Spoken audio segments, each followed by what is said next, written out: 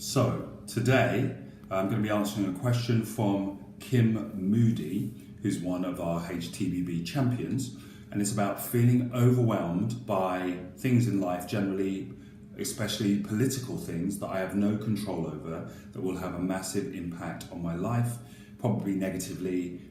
She was talking specifically about Brexit. I am actually going to just broaden that out a little bit and have us look at our need for control, our concerns about being influenced by things that are bigger than us, or our willingness or unwillingness to get involved with influencing those things. Okay, so the areas we're talking about, you can see body part is the solar plexus. The emotions, like in very general terms, because this is quite a complex area of the body, are control and anxiety, so you could say worry. And the concepts are about balance and change. Okay, so the area that we're talking about here is the center of body, or center of gravity, okay, the solar plexus, which controls a number of functions in the lower part of the body, so digestion, absorption, but equally in holistic terms is the home of our experience of our ability to influence our environment and how much what's happening around us, what's happening to us in the past, and what we think is going to happen in the future is going to affect or influence us, okay?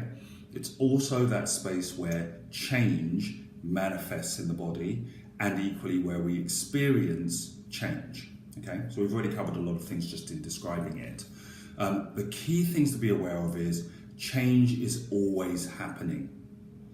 To a degree, balance is always maintained, okay? So if something happens that seemingly is good, then often there'll be a consequence elsewhere which will be or could be perceived as being negative. Okay? Now that means if something's coming up ahead that you think is going to have a major negative impact, then you inside of that world, you want to start to look for what might be the benefits that I have not seen yet. What are the advantages potentially? A bit like when the stock market goes down, lots of people panic and then they can lose money, but people who don't panic and look clearly actually can find ways to buy things cheaply and then sell them on. And equally, just by not reacting, often a cycle will come back up. So looking at the long term or the medium term in a situation will often allow us to be able to see opportunities that we hadn't seen before, or to ride out the wave of change, okay?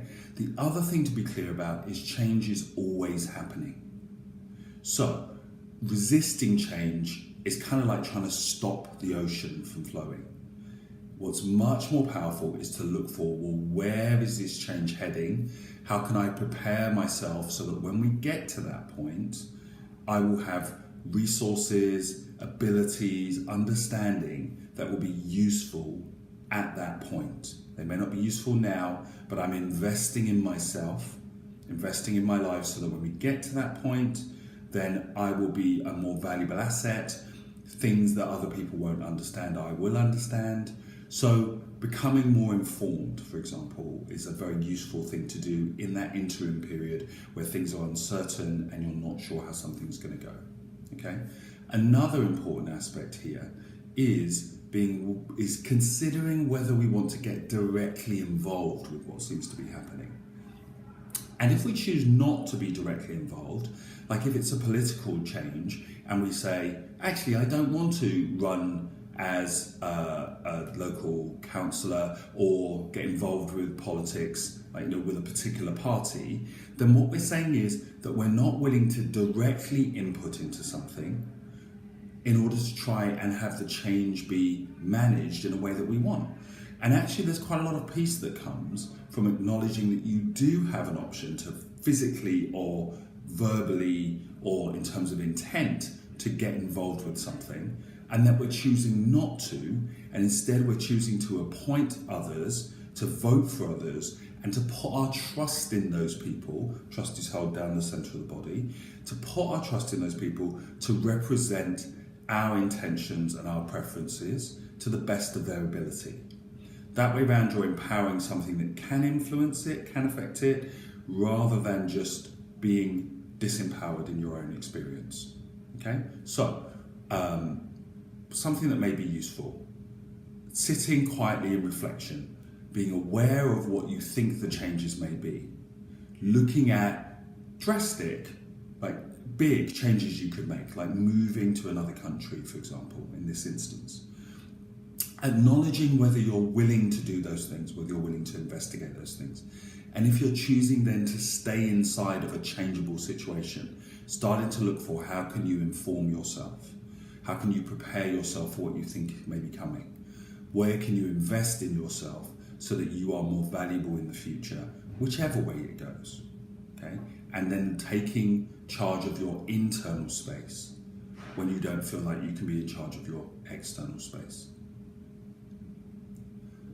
If you found value from this recording, please share it with others. Please ask any questions that you have, and please feedback to us. Thank you.